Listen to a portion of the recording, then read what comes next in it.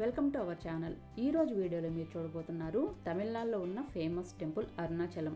ఇప్పుడు మీరు చూస్తున్నది టెంపుల్ బయట వ్యూ అన్నమాట. అరుణాచలం దేవాలయం భక్తి మరియు నిర్మాణ వైభవానికి నిలువెత్తు నిదర్శనం అనే చెప్పాలి. ఈ ఆలయం అరుణాచలం కొండపై ఉంటుంది. ఈ కొండ శివుని స్వరూపంగా పరిగణించబడే పవిత్ర పర్వతం అన్నమాట. అరుణాచలం శివునికి అంకితం చేయబడిన హిందూ దేవాలయం. ఈ ఆలయం చాలా పెద్దది. నైట్ అయితే టెంపుల్ చూడడానికి ఇలా ఉంటుంది. పౌర్ణమి రోజైతే దర్శనం చేసుకోవడం చాలా కష్టం, ఎందుకంటే జనాలు చాలా విపరీతంగా ఉంటారు కాబట్టి. మిగిలిన టైంలో అయితే జనాలు తక్కువగా ఉంటారు.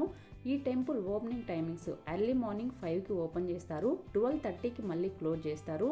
ఈవినింగ్ 3:30 నుంచి నైట్ 9:30 వరకు ఈ టెంపుల్ ఓపెన్లో ఉంటుంది. వీకెండ్స్లో కూడా ఈ టెంపుల్ చాలా రద్దీగా ఉంటుంది. ఈ టెంపుల్లో అగ్నిలింగం ఉంటుంది. ఇక్కడ శివుడు తనను తాను ఒక భారీ అగ్నిస్తంభంగా అభివర్ణించాడని చెబుతూ ఉంటారు.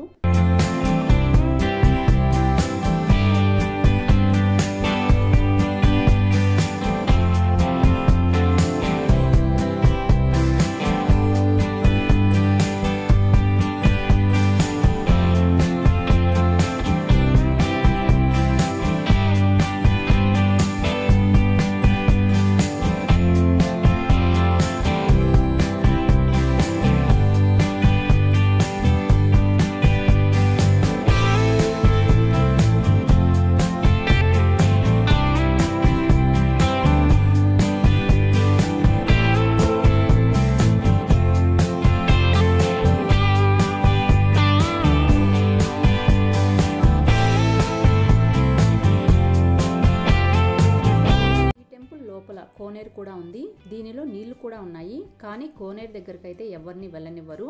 అరుణాచలం టెంపుల్ కలర్ఫుల్ లైట్స్ తో కలకల్లాడుతూ ఉంది. టెంపుల్ అంతా కూడా చూడడానికి చాలా కలర్ఫుల్ గా ఉంది.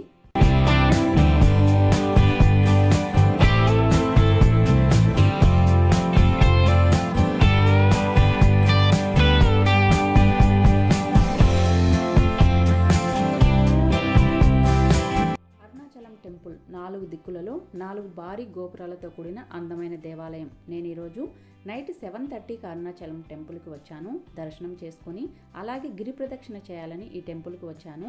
డే టైంలో గిరి ప్రదక్షిణ చేయాలంటే చాలా కష్టం. నైట్ అయితే వాతావరణం కూడా చల్లగా ఉంటుంది కాబట్టి ఈ టైంకి ఇక్కడికి వచ్చాను. నేనైతే చాలాసార్లు ఈ టెంపుల్కి వచ్చాను. పౌర్ణమి రోజు గిరి ప్రదక్షిణ చేసి దర్శనం చేసుకోకుండా వెళ్ళిన రోజులు కూడా ఉన్నాయి.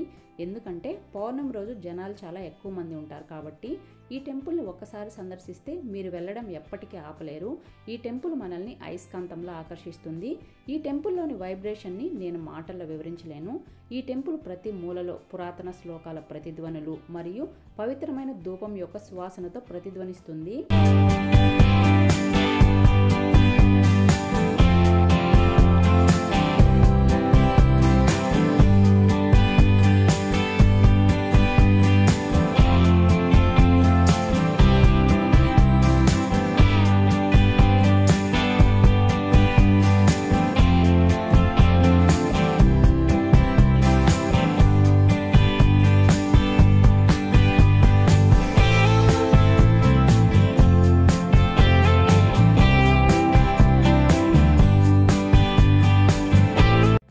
లోపల శివుని ప్రధాన మందిరంతో పాటు పార్వతీదేవి ఆలయం, గణేశుడు ఆలయం మరియు విష్ణువు వంటి ఇతర దేవతల ఆలయాలు కూడా ఉన్నాయి. ఇక్కడ గర్భగుడి వరకు ఫొటోస్ వీడియోస్ తీసుకోవచ్చు. గర్భగుడి నుండి ఫోటోలు తీయకూడదు. ఫోన్లు కూడా గుడి లోపలికైతే తీసుకెళ్లొచ్చు అన్నమాట.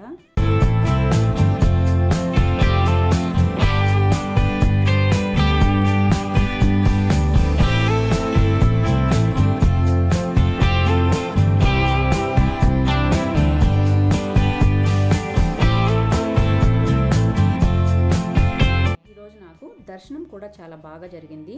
ఆ తర్వాత పులిహోర, పొంగలి ప్రసాదాలు తీసుకొని తిన్నాను. అలాగే ఇంకా చాలా రకాల ప్రసాదాలు కూడా ఇక్కడ మనం తీసుకోవచ్చు. ఈ రోజు అయితే దర్శనం కూడా చాలా తొందరగా జరిగింది. ఈ ఆలయం యొక్క ప్రశాంతమైన వాతావరణం ప్రతి ఒక్కరిని ఆకర్షిస్తుంది. ఈ ఆలయం చాలా శక్తివంతమైనది కాబట్టి ఈ ఆలయాన్ని ప్రతి ఒక్కరూ జీవితంలో ఒక్కసారైనా తప్పకుండా సందర్శించాలి.